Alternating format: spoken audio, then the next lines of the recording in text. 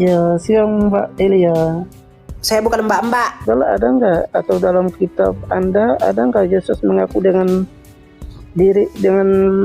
mulutnya sendiri bahwa dia itu Tuhan dan dia itu menjadi Tuhan? Oke, sekarang kamu buka Perjanjian Lama Yohanes 13:13, kamu baca isinya apa?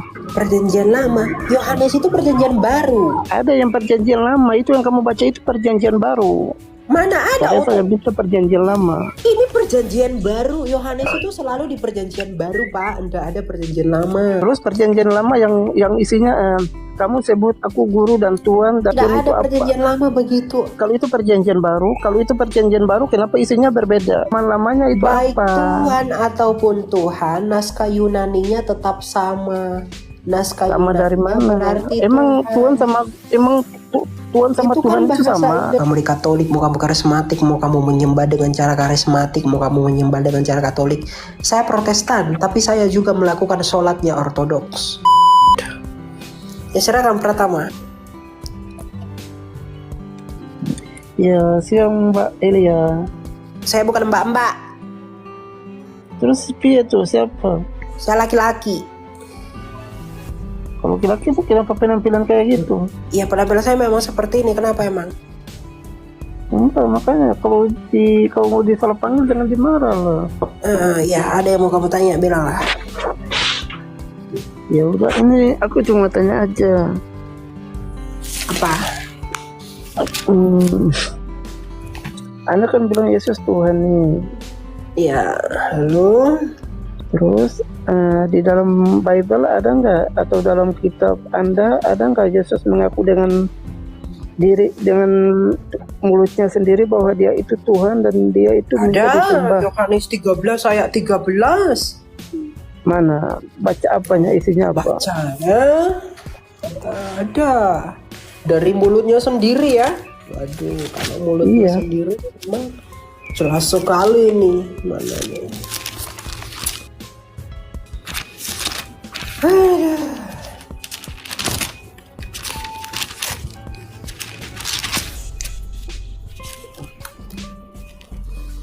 Ya.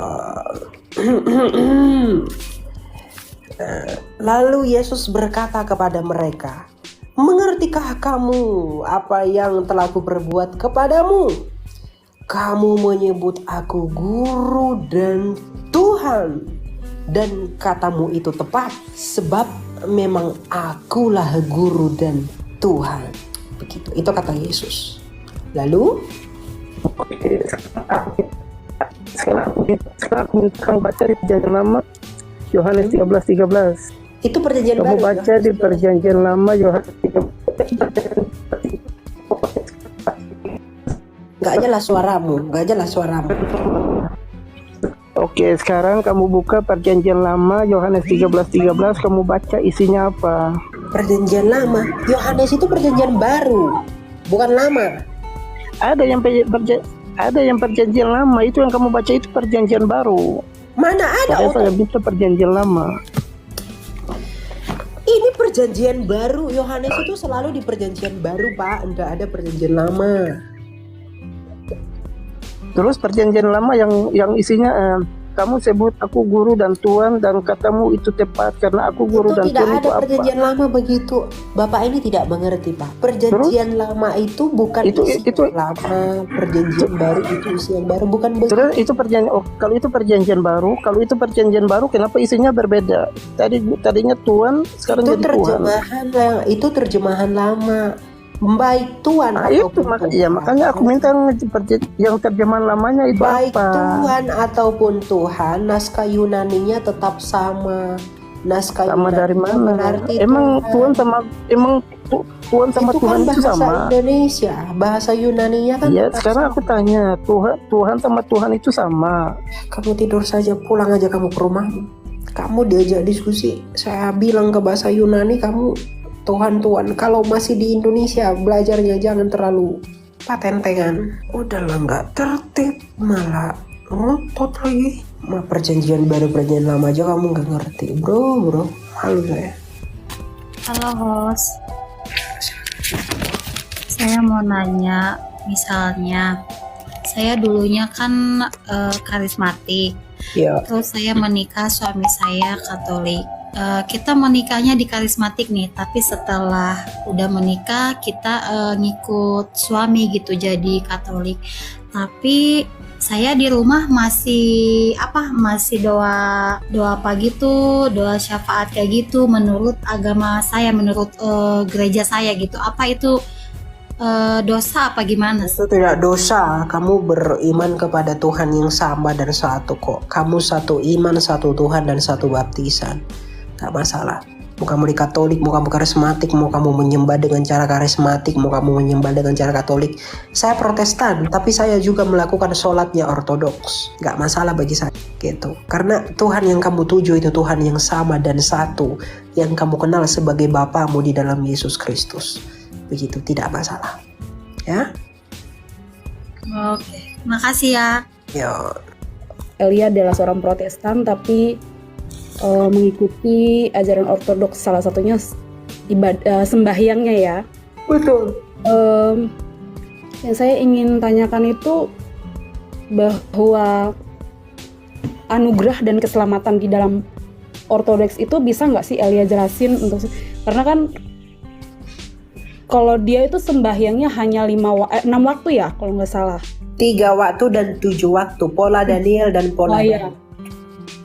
Oh, tapi doa yang lain misalnya dia mau doa makan itu tetap ada seperti itu dan ada aturan cara berdoanya seperti seperti di saudara-saudara kita kan mereka kan doa makan ada doa khusus gitu, mau maaf kata nih doa ke toilet ada gitu. Di dalam Ortodoks sendiri seperti itu atau enggak? Ya di Ortodoks itu tidak lebih menekankan kepada tradisi yang demikian ya, tapi mereka punya doa-doa tertentu kan. Ortodoks itu kan mengakui para kudus dan para klesis namanya. Jadi mereka juga berdoa bersama para kudus dan mereka tidak seperti yang lain-lain misalnya makan. Enggak juga sih, ada teman saya Ortodoks dia mau makan dalam nama Bapa, Putra dan Roh Kudus. Sama seperti teman-teman Katolik juga. Ya begitu-begitu saja. Cuma sholatnya itu ada 3 waktu. Ya nanti siang, pagi, dari sore begitu. Ada yang seperti itu. Enggak yang terikat sekali dengan Taurat. Bukan seperti yang sebelah umat abad akar ke-49 itu, bukan begitu. Oh ya. Dan terus pertanyaan saya tuh Kak Elia kan tadi jelasin tuh kalau mengikuti atas nama Bapa, Putra dan Roh Kudus. Sedangkan yang saya tahu Ortodoks itu ada 2 ya, Ortodoks yang Kristen dan Ortodoks yang Katolik. Gitu nggak sih? Saya tuh benar. Koreksi. Ortodoks itu hanya satu. Ortodoks itu kan nama dari sebenarnya gereja itu mula-mulanya dulunya adalah hanya satu. Dan itu disebut dengan gereja Katolik. Katolik ini artinya gereja yang am. Nah, tahun 1054 ada skisma. Maka berpisahlah Roma dan juga yang lain. Maka barat dan timur. Maka yang di barat ini menyebut diri mereka sebagai Katolik Roma, yang karena berpusat di Roma. Sedangkan yang timur ini menyebut dirinya sebagai yang Ortodoks atau Katolik Timur. Jadi Ortodoks itu juga Katolik, tapi Katolik Timur. Kalau yang di Roma adalah Katolik, tapi Katolik Barat. Begitu. Sama saja. Iya ya. Terus kan kalau kayak Yahweh itu, kalau saya sih orang karismatik ya. Tapi kalau di Yahweh itu kan mereka tuh nggak percaya kalau adanya surga setelah kematian kan. Kalau di Ortodoks sendiri setelah kematian tuh kan ada surga. Kalau saya sering denger gitu, kalau mereka tuh nggak percaya tentang surga dan neraka gitu. Kalau Yahweh kan. Yahweh itu apa itu? Saksi Yehova. Oh, saksi Yehova ya lalu. Ya. Tapi kalau Ortodoks sendiri setelah kehidupan di dunia ini itu bagaimana menurut Ortodoks? Itu percaya kehidupan yang akan datang. Semua mereka itu apa yang kita percayai, semua mereka percayai. Karena Ortodoks itu gereja purba. Mereka lah yang mula-mula dengan Katolik. Gitu. Jadi sama dengan Katolik, Ortodoks itu. Cuma beda pada pemahaman tertentu. Gitu. Dia masuk organisasi gereja nggak? Bukan, itu memang gereja Ortodoks. Ortodoks itu artinya yang lurus. ortos dan doxa, pengajaran yang lurus, ortodoksia gitu. Kalau Katolik kan gereja yang satu. Nah, soalnya saya kan ngajar ya, jadi kalau di sekolah tuh sering tuh ditanyain gitu, kok orang Kristen ada yang pakai jilbab gitu. Sedangkan saya sendiri tuh kan nah itu nggak- tradisi, itu bagian dari tradisi. Ortodoks itu kan kalau ibadah kan pakai jilbab, Iya. tapi karena itu tradisi ketimuran. Orang Katolik juga ada kok yang pakai mantila namanya. Suster ya. Ya. Ya. Pertanyaan saya yang terakhir deh, yang paling penting. Elia Miron.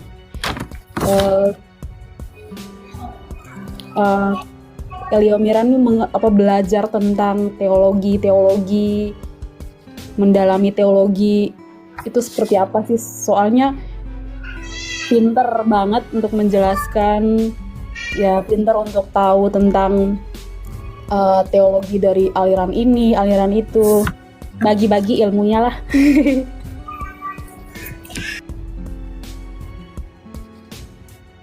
Ilmunya sih semua, yang paling penting itu adalah kerendahan hati. Itu yang paling penting. Ya banyak yang saya lihat banyak apologet baru yang baru belajar. Itu mereka tidak rendah hati sehingga tidak mampu melihat kacamata sudut pandang aliran lain. Nah, kalau sudah pakai kacamata kuda, dengan gampang dia akan berbicara penyesatan. Kamu sesat. Itu tidak dewasa. Tapi kalau kita mau merendahkan hati, kita isi, diskusikan bersama-sama. Saya metode belajar gitu. Makanya sumber belajar saya itu banyak. Saya belajar dari kekatolikan Roma. Teman-teman saya yang Katolik, saya belajar dari mereka. Alkitab saya aja pakai Alkitab Katolik. Pengajaran iman Katolik bukunya saya punya. Tulis-tulisan para Romo ini saya punya. Gereja Ortodoks pun saya belajar banyak dari mereka. Dari Protestan pun tulisan-tulisan Calvin, Luther, siapa lagi tuh ya, sarjana-sarjana Barat itu saya punya. Penginjilan kontekstual semua saya punya. Jadi saya itu ketika baca tulisan-tulisan Ortodoks, tulisan Katolik, saya memahami betapa indahnya Kristus itu berkarya di dunia ini. Dengan kepelbagaian cara ia menyatakan kemuliaannya. Tapi kadang orang memahami itu dengan cara yang berbeda, merasa dirinya paling oke. Sehingga yang tidak setempat duduk dengan dia, itu dia anggap rendah. Itu bukan kerendahan hati namanya. Saya kunci belajar itu harus rendah hati. Kamu harus terima dulu banyak yang mau kamu belajar. Karena kita belajar, kita harus seperti gelas kosong yang mau menerima. Jadi apa yang diajar terima dulu. Kalau kamu sudah penuh, evaluasi. Ambil yang baik, buang yang buruk. Kalau sudah menyusut, isi lagi dengan hal-hal yang positif. Apa itu? Pengetahuan tidak cukup tanpa karakter. Banyak orang yang pintar, banyak orang yang cerdas, tapi tidak punya karakter dan mental yang kuat. Itu pun tidak bisa belajar dengan sungguh-sungguh. Tujuan kita menjadi Kristen itu adalah menjadi serupa dengan Kristus. Tujuan utamanya adalah karakter. Karakter yang dibentuk atas dasar iman dan pengetahuan. Makanya Alkitab berkata umatku binasa itu karena kurangnya pengetahuan. Jadi kalau kita sudah punya pengetahuan, karakter itu harus dibentuk. Jangan pengetahuan doang, tapi karakter enggak ada. Nah jadi bagaimana cara mengetahui semuanya? Kontemplasi itu penting. Ketika kita belajar, kita merenungkan diri sama Tuhan. Apa yang kita pelajari itu kita aplikasikan, meskipun tidak sempurna. Seperti saya misalnya dulu itu saya pendosa, saya dulu jahat orangnya. Ya, saya melakukan banyak dosa, aduh luar biasa saya, kotor sekali saya dulu. Ya, tapi ketika mulai belajar firman Tuhan, mulai tahu yang benar, perlahan-lahan ketika kita kontemplasi, oh ternyata begini ya. Tinggalin satu-satu, pada akhirnya tinggalin semua. Itu proses namanya tadi yang saya katakan itu. Nah, pada akhirnya kita tinggalkan itu yang lama. Dan ketika kita sudah menjadi baru, nah kita isi lagi dengan yang lain yang belum kita pelajari. Karena semakin kita belajar, semakin banyak yang kita tidak tahu. Jadi modal utama untuk belajar itu adalah kerendahan hati. Harus mau merendahkan hati belajar. Terima apa yang berbeda, apa yang ini, ada yang ini. Makanya dengan Katolik saya berteman, dengan Ortodoks teman-teman saya semua. Katolik itu saya tiap hari berkomunikasi dengan mereka. Ya, yang aliran-aliran lain juga saya berteman. Bahkan dengan bidat sekalipun, seperti misalnya pengajaran tidak Tritunggal yang salah. Pengajarannya saya nggak suka, tapi orangnya saya tetap komunikasi untuk berusaha ini nih, bagi pandanganmu kita tukar dan tentukan mana yang benar, karena kita masih dalam satu pondasi. Begitu, jadi kuncinya itu. Karena banyak orang yang mau belajar tapi motivasinya salah. Itu banyak. Kalau motivasinya sudah salah, pasti buahnya juga akan salah. Begitu ya. Jadi itu cara saya. Ya. Baik. Kalau Kak Elia, terima kasih ya penjelasannya, sangat bagus, saya suka, menarik sekali. Jadi pertanyaan saya lagi, di Ortodoks itu mereka menjalankan puasa seperti ya kita tahu puasa Ester gitu. Itu ada nggak waktu tertentu untuk mereka menjalankan puasa dan bersifat sunnah atau wajib? Puasa mereka itu lebih lama. Puasa mereka itu 90 hari kalau di total Ortodoks. Itu lebih lama. Jadi mereka ada yang puasa menurut pola-pola tertentu ya. Itu saya sebenarnya tidak punya kuasa menjelaskan iman Ortodoks ya, tapi itu yang saya tahu. Mereka ada puasa dan puasanya lebih lama daripada kita. Itu sesuatu yang wajib bagi mereka sebagai Ortodoks. Begitu. Iya. Oke, Kak Elia, terima kasih ya penjelasannya. Tuhan Yesus memberkati. Tuhan terus pakai untuk memberitakan Injil. Tetap semangat. Iya, thank you. Tanya tentang tentang kemana orang setelah mati, apakah arwahnya masih bergentayangan di bumi atau di mana begitu? Nggak ada arwah itu bertentangan, itu bergentayangan, itu nggak ada. Kalau kita melihat dari orang kaya dan Lazarus ya, orang kaya itu kan menderita di alam maut. Nah, itu disebut sebagai Tartarus. Sedangkan Lazarus itu berada di pangkuan Abraham. Maaf, itu disebut dengan Firdaus. Nah, jadi orang yang meninggal, kalau dia percaya kepada Kristus, dia akan dibawa malaikat ke Firdaus.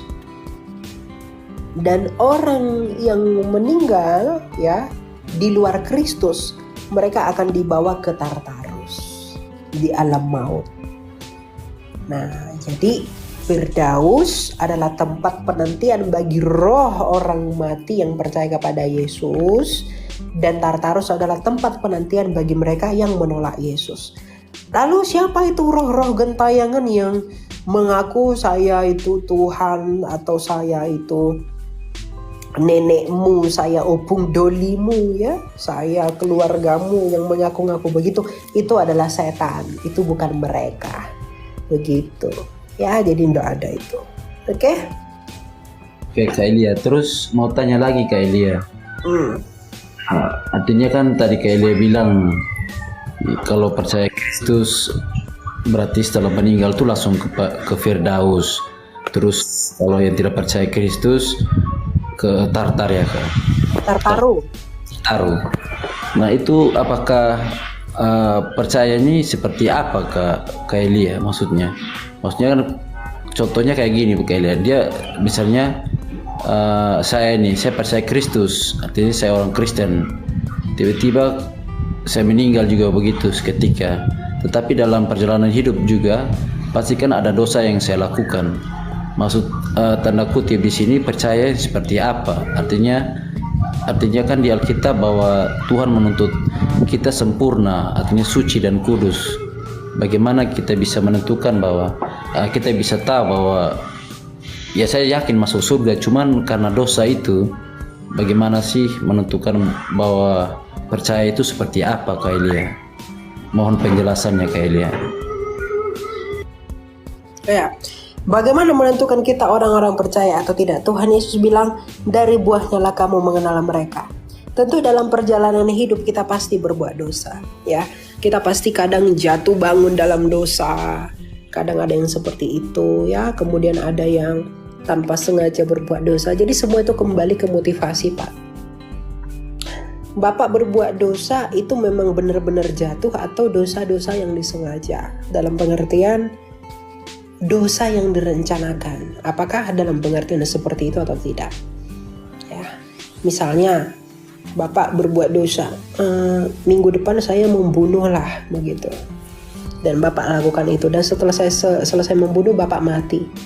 Bapak tidak akan diselamatkan, gitu. Tapi Bapak membunuh orang misalnya, di luar kendali, di luar kontrol, gitu. Tapi tiba-tiba tersentak, terkejut, saya telah berdosa kepada Tuhan, kita menyesali dosa itu.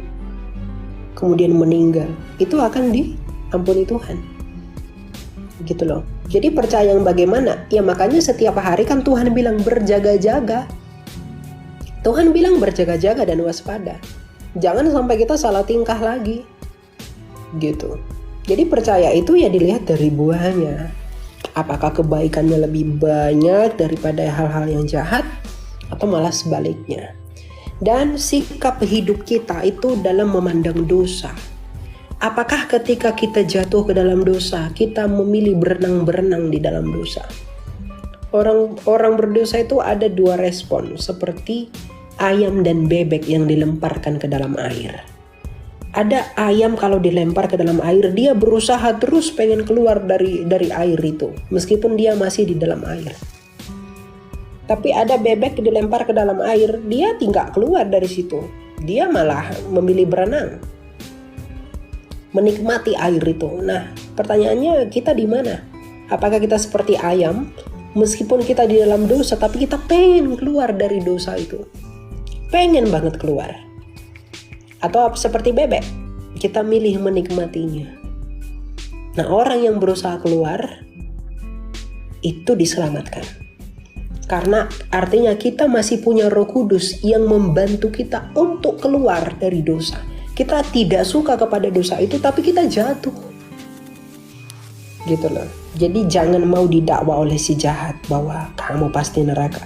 Kamu datang, 1 Yohanes berkata, Ia adalah setia dan adil. Jikalau kita mengaku dosa kita, Ia adalah setia dan adil dan Ia akan mengampuninya. Jadi akui dosa setiap harinya. Makanya setiap hari kita perlu berdoa. Minta ampun sama Tuhan. Tuhan, dosa-dosa kita hari ini begitu banyak. Dia akan mengampuni itu. Dia tahu kamu siapa. Dan jangan permainkan Allah. Mungkin doa hari ini formalitas saja. Besok juga berdoa formalitas. Tapi buat dosa terus. Formalitas saja doa. Wah, kamu permainkan Allah namanya. Tuhan terima kasih, ampunilah dosaku, amin. Langsung lagi buat dosa. Baru selesai berbuat dosa, Tuhan ampuni aku, amin. Tapi tidak ada perkembangan. Itu dia mempermainkan Allah namanya. Nah, kalau kita dalam posisi seperti itu, bertobat. Proses itu dia berprogres, progresif. Itu artinya ada kurvanya begini, bukan begini terus. Harus begini. Artinya kita memang benar-benar punya niat. Ya kalau begini terus, kamu ngomong apapun berarti kamu gak ada niat betul-betul dari hati. Harus begini. Makanya dikatakan kerjakanlah keselamatanmu. Keselamatan itu seperti tongkat yang kita pegang. Jaga dia terus. Keselamatan gak bisa hilang, tapi kitalah yang meninggalkan keselamatan. Gitu. Jadi kalau kamu tinggalkan tongkatmu di situ, ya kamu yang pergi menjauhi dia, bukan dia yang menjauhi kamu, gitu loh. Jadi kalau kamu memang beriman sungguh-sungguh sama Tuhan, pastilah kamu punya bukti atas imanmu. Apa buktinya? Perbuatan baik dan juga pertobatan yang progresif, begitu, ya. Sungguh, terima kasih Kak Eli atas penjelasannya. Ya. Ini saya artinya banyak pertanyaan juga dari kalangan Kristen yang lainnya tentang yang sudah dijelaskan oleh Kak Elia. Mungkin juga menjadi pegangan saya juga untuk memberitakan kembali apa yang telah disampaikan juga Kak Elia. Iya. Ya, terima kasih Kak Elia. Shalom. Ya, shalom.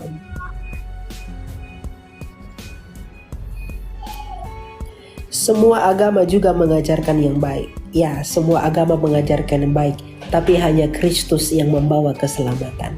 Kalau berbuat baik mungkin banyak, tapi yang menyelamatkan itu hanya Yesus.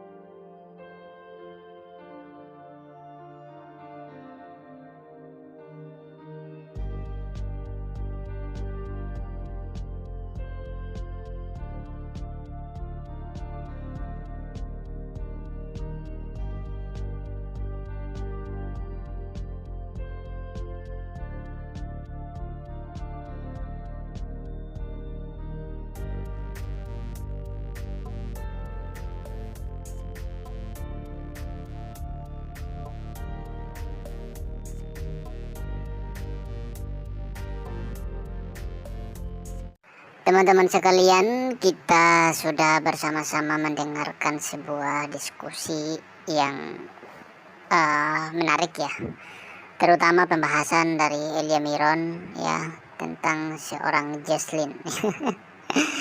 Jesslyn seorang yang mengaku mualaf ya, mengaku mualaf, dan di dalam setiap podcastnya malah senantiasa atau selalu membahas tentang iman Kristen. Entah itu diundang ke podcastnya Ipung Atria, Donditan, ataupun yang terbaru ini di podcastnya Dr. Richard Lee. Kita bisa mendengarkan bersama di sana bagaimana si Jesslyn membahas iman Kristen. Dia membahas sesuka hati dia, entah itu perjamuan kudus, entah itu baptisan, entah itu keselamatan yang dikerjakan oleh Yesus Kristus. Semua dia bahas, dan apa yang dia bahas itu tidaklah sesuai dengan apa yang sebetulnya menjadi keyakinan orang-orang Kristen. Artinya dia sedang menafsirkan kembali berdasarkan keyakinan dia yang menjadi tolak ukur untuk menilai agama Kristen gitu loh. Ya, itu yang dia lakukan. Nah, tadi saya katakan dia ini seorang mualaf. Teman-teman, kalau betul-betul dia ini adalah seorang yang mualaf, dia meninggalkan imannya kekristenan dulu lalu menjadi seorang muslim, secara logika dia tidak lagi mau percaya kepada iman Kristen dan dia mau fokus menjadi seorang muslim. Tentunya secara logika juga dia akan tekun mempelajari iman Islam. Dia akan selalu membahas tentang Islam, dan dia akan membicarakan imannya yang baru kemana-mana, bukan tentang menjelek-jelekan iman Kristen. Apa yang dia lakukan yang dia lakukan sekarang teman-teman, sedang menjelek-jelekan iman Kristen, dan pada saat yang sama dia pakai kejelekan dalam tanda kutip iman Kristen itu untuk membenarkan imannya. Jadi kebenaran imannya itu tergantung daripada persaingannya dengan satu keyakinan yang lain atau iman yang lain. Jadi kebenarannya itu ditentukan oleh persaingan gitu loh. Jadi kalau semakin jelek sesuatu, maka ini semakin benar. Ini membuktikan bahwa dia imannya itu tidak pernah independen gitu. Dia nggak percaya diri mengimani imannya. Bayangkan kayak kita nih, dia mungkin berpikir gini, kalau imanmu semakin jelek seharusnya kamu pindah bla bla bla. Kami nggak pernah dipengaruhi oleh apa kata orang tentang iman kami. Kami nggak pernah dipengaruhi oleh bagaimana pandanganmu tentang kekristenan, bagaimana pandanganmu tentang Yesus, bagaimana pandanganmu tentang baptisan atau perjamuan kudus atau apapun itu untuk membuat iman kami semakin kuat. Tidak, kami tidak pernah dipengaruhi oleh itu. Kau semakin menjelekkan iman Kristen juga tidak pernah membuat saya meninggalkan kekristenan atau meninggalkan Yesus, tidak pernah. Biar Anda aja itu yang semakin kuat di dalam iman Anda dengan cara menjelekkan orang lain atau agama lain. Dari mana kita bisa melihat itulah kebenaran kalau harus menjelekkan? Membuat saya semakin jauh aja. Hanya orang-orang yang secara pengetahuan rendah aja yang mau mengikuti apa yang Anda katakan gitu loh. Bagi saya sih apa yang Anda katakan itu jauh daripada kebenaran, jauh daripada apa yang seharusnya untuk diikuti. Ya. Bagaimana saya tidak pernah mendengarkan dia membahas iman Islam gitu ya di dalam podcastnya yang membuat dia untuk semakin tekun di dalam iman, semakin mendalami iman. Enggak, selalu aja kemudian membahas iman Kristen, menafsirkan ya apa-apa yang disebutkan, misalkan tentang baptisan, tentang Yesus yang diangkat jadi Tuhan katanya gitu. Lalu kemudian kalau seandainya teman-teman kita balas gitu, apa yang misalkan kita sebut nabi mereka itu baru diangkat jadi nabi setelah begini-begini, lalu kemudian kita sebut Idul Fitri itu hari ini, kita sebut Ka'bah itu adalah ini, disebut Al-Quran ini, saya suka, hati kita juga. Apakah mereka nggak marah? Pasti mereka marah, pasti mereka nggak suka. Tetapi apa yang menguntungkan kalau kita melakukan itu gitu loh. Itu heran aja, selain daripada kita sedang mengadu domba, mencari-cari hal-hal yang membuat kita ini berpecah gitu loh, perpecahan gitu loh. Nah, hal-hal kayak gini kan tidak diajarkan oleh Yesus Kristus kepada kita, teman-teman. Kita diajarkan oleh Yesus Kristus itu bagaimana kita itu saling mengasihi satu dengan yang lainnya. Kita juga tidak pernah diajarkan untuk kemudian menjelekkan agama lain, menjelekkan kayak gitu. Tidak pernah diajarkan oleh Yesus. Kita diajarkan untuk mengasihi semua. Bahkan Yesus Kristus itu mengajarkan kalau ada yang menampar pipi kiri, ya berikan juga pipi kanan. Jangan pernah membalas kejahatan dengan kejahatan. Jika hal itu bergantung padamu, hiduplah dalam perdamaian dengan semua orang. Itu firman Tuhan, Roma 12 ayat 18. Itu jelas, teman-teman. Jika hal itu bergantung padamu, hiduplah dalam perdamaian dengan semua orang. Mau itu dia tetangga kita yang menjengkelkan, termasuk si Jesslyn pun, kita mengasihi dia. Lalu apakah karena dia membahas iman Kristen lalu kemudian juga kita bahas Al-Quran? Yang ngapain? Itu bukan kitab suciku. Aku gak pernah mengimani kitab sucinya. Aku juga gak pernah mengimani nabinya. Imanku kuat tidak lahir daripada bagaimana aku membahas iman dia lalu membuat imanku menjadi kuat. Gak pernah. Kecuali dia, kecuali mereka. Kita orang Kristen tidak pernah seperti itu.